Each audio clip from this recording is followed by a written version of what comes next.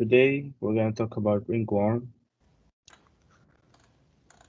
Ringworm is a contagious fungal infection caused by a common mold-like parasites that live on the cells in the outer layer of the skin.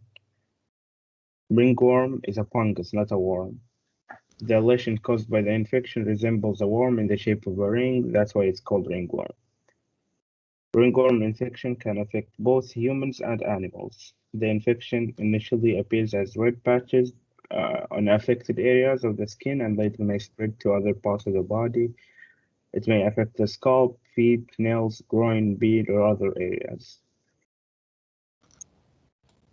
Symptoms vary depending on where you're infected. With a skin infection, you may experience the following: red, itchy, or scaly patches or plaques, patches that develop blisters or pustules, patches that may be redder on the outside edges or resemble a ring, patches with edges that are defined and raised.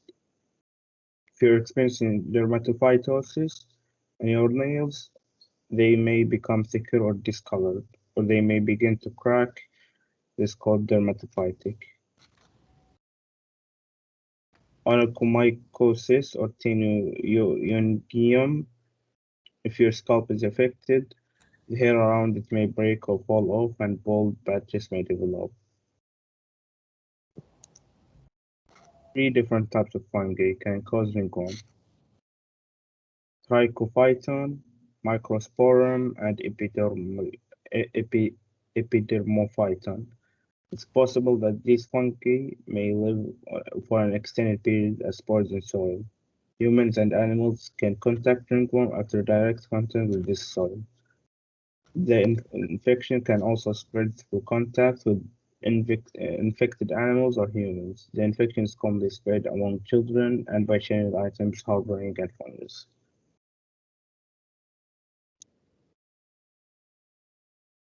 Different types of fungi causes ringworm. Doctors call ringworm different names depending on where it affects the body. Ringworm of the scalp or Tinea capitis often starts as isolated scaling in the scalp that develops into itchy, scaly, bald patches. It's most common among children. Ringworm of the body, Tinea corporis, often appears as patches with the characteristic round ring shape. Jock itch, or Tinea cruris, refers to a ringworm infection of the skin around the groin, inner thighs, and buttocks. It's most common in men and adolescent boys. Athlete's foot, Tinea pedis, is the common name for ringworm infection of the foot. It's frequently seen in people who go barefoot in public places where the infection can spread, such as locker rooms, showers, and swimming pools. Your doctor will diagnose ringworm by examining your skin and possibly using a black light to view your skin in the affected area. Depending on the type of fungus, it may sometimes glow under black light. Your doctor may confirm a suspected diagnosis of ringworm by requesting certain tests.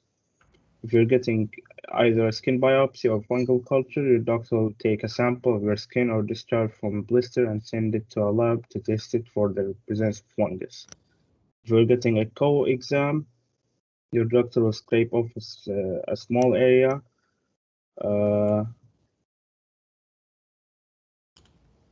give me a minute. Okay, your doctor will scrape off a small area of infected skin onto a slide and place drops of a liquid called potassium hydroxide on it. The coat breaks apart normal skin cells, making the fungal elements easier to see under a microscope. Rayan, do you have a question? You raised your hand. No, I will just disconnect from the scalp because I joined from my laptop. Sorry to interrupt. Alright, no problem. Treatment: your doctor may recommend both medications and lifestyle adjustment to treat ringworm. Your doctor may prescribe various medications depending on the severity of your ringworm infection. Jock itch, athlete's foot, and ringworm of the body can all be treated with topical medications, such as antifungal creams, ointments, gels, or sprays. Ringworm of the scalp or nails may require prescription strength oral medications such as riboflavin, or terbinafine. Over-the-counter medications and antifungal skin creams may be recommended for use as well. These products may contain clotrimazole, miconazole, terbinafine, or other related ingredients. Okay, lifestyle adjustments. In addition to prescription and OTC over-the-counter medication, your doctor may recommend that you take care of your infection at home by washing bedding and clothes daily during an infection to help disinfect your surroundings. Wash your clothes because they might transfer the infection. Drying areas thoroughly after bathing. It's especially necessary for athlete's foot. Wearing loose clothing in affected areas, and so that the infection doesn't attach to your clothes. Treating all infected areas. Next slide. Okay, home remedies that you could try. People have used home remedies for ringworms for many years before researchers invented antifungal treatment. Support for use of these remedies is mostly anecdotal. There's no specific data to support their use of OTC antifungals. These treatments include apple cider vinegar. Some people apply apple cider vinegar soaked cotton balls over affected areas of skin 3 times a day to treat ringworms. It can disinfect the infected area. Wow. Okay. Next slide. Coconut oil. Usually, coconut oil is used for cooking, but it can be applied to the skin to reduce incidence of ringworm infections. If you want to try this remedy, apply coconut oil 1 to 3 times a day. If you have ringworms, you can apply coconut oil to it, and it may help. Turmeric. This is a spice that you can mix with water, and it turns into a paste. And then you could apply that to the infected area, and it allows it to dry up. The stages of ringworm, what happens, and if you get infected, what are the things that you need to look out for? You don't see ringworms right away after the fungus affects you. It may take 2 weeks before you need to start noticing any symptoms. The first stage is during you may notice a pink or red irritated patch of skin. Sometimes it just appears very dry and scaly, not necessarily like the ringworm. So it just becomes, first of all, it becomes red and dry. And then the second stage, you'll notice the lesions start to growing in size. The center of the rash may resemble healthy skin with the surrounding scaly area. Because ringworms is so contagious, you'll want to start treatment at the first signs you notice it. If you don't, you may spread and grow. It may spread and grow. It's just like COVID.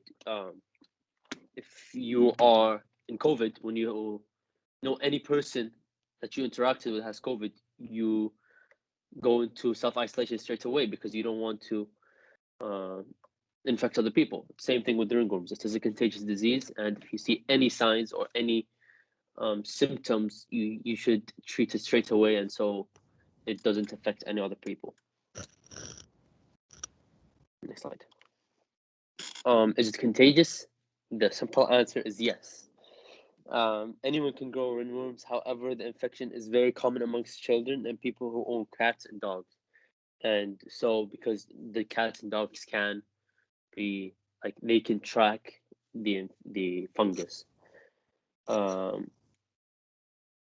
Pass no touch, and who doesn't touch their dogs or cats?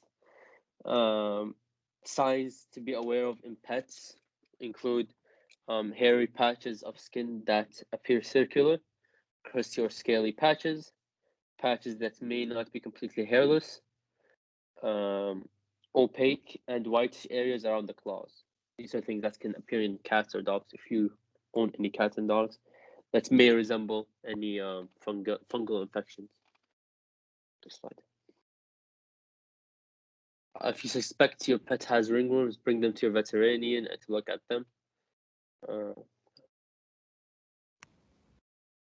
And make sure in public showers, or if you're an athlete and then there's a locker room, make sure you don't go barefoot, and because you might be in contact with an infected fungi.